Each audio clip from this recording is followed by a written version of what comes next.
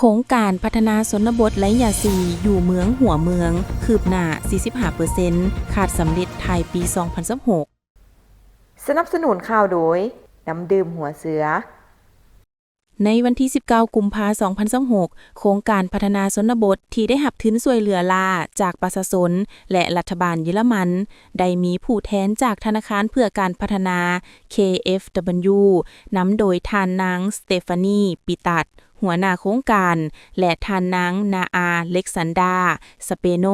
เสี่ยวชาญวิศวกรทางและท่านนางอเล็กซานดาเซลเสี่ยวชาญสิ่งแวดล้อมสังคมได้รับเกียรติต้อนรับจากท่านพรสุขอินทวงศ์ประธานคณะกรรมการปกครองแข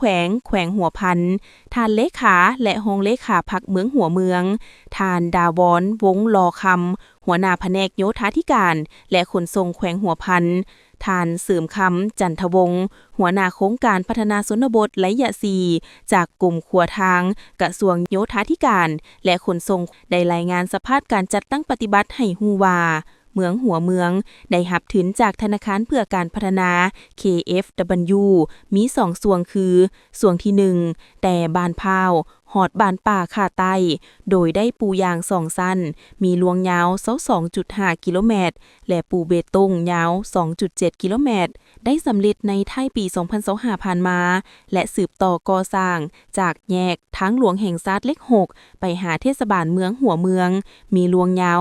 7.11 กิโลเมตรและประกอบมีเวียกก่อสร้างโครงรางพื้นฐานขนาดน้อยประกอบมีเวียกก่อสร้างห้องพักนักเรียนหญิงบ้านป่าขาใต้เวียกปรับปรุงอาคารห้องการโยธาธิการและขนส่งเมืองเวียกปรับปรุงอาคารห้องพักซ้ายบ้านป่าขาใต้ห้องการบ้านพ้นคังห้องน้ำตลาดเมืองหัวเมืองโรงเรียนอนุบาลบ้านป่าขาเหนือสุขศาลาบ้านป่าขาใต้ห้องน้ำห้องพักหญิงสำหรับช่วงที่2เส้นทางจากบ้านป่าขาใต้หาบ้านห่มกองมีลวงยาว 18 กิโลเมตรโดยได้ปูยาง2สั้นยาว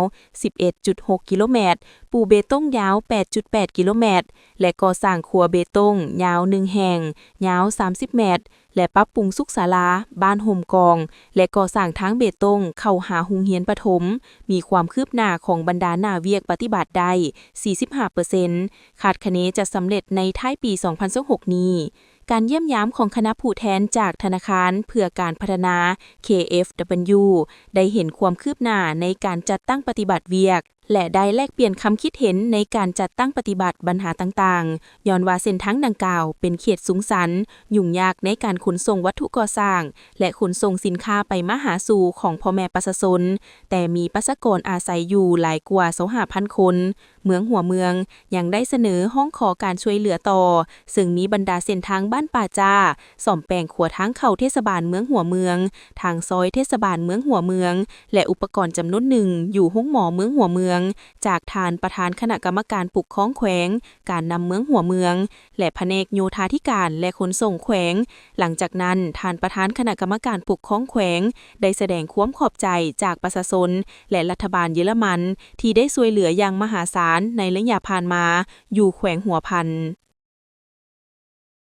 Make lunch better. Ooh, Pepsi. Make it super, mega, extra spicy. Make it viral. That's better. Your meals better with Pepsi.